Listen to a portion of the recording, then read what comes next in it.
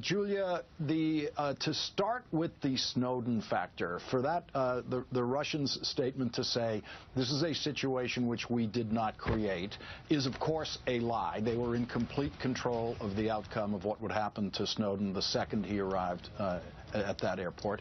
But the administration, are you surprised that the administration included it in their official statement about the decision? Well, I want to start actually with the first part of your statement. I don't agree with you that it's a lie. I think that Snowden showing up in Russia, whether or not the Russians knew about it in advance or not, they couldn't then let him go once the Bolivian plane was downed in Austria. They saw that initially they wanted him just to get out of the country. They saw very quickly that he was becoming a headache for them. But once the U.S.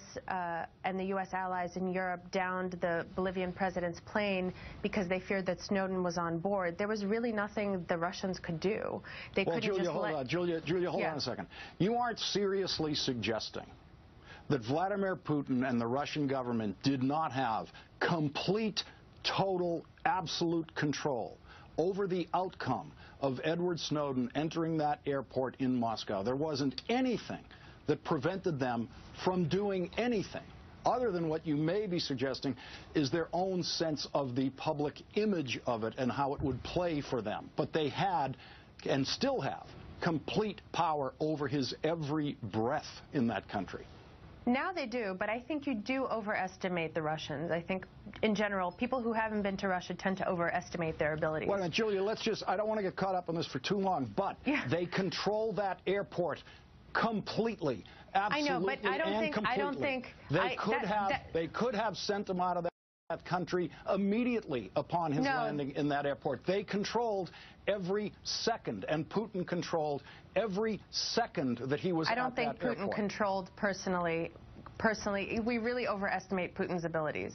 But I think that they really, once that Bolivian airplane was grounded in Europe, there was nothing that they could do. They couldn't let him leave and then allow him to get taken back to the U.S. and potentially face the death penalty. It looks terrible at home. He doesn't face the death penalty, Julia.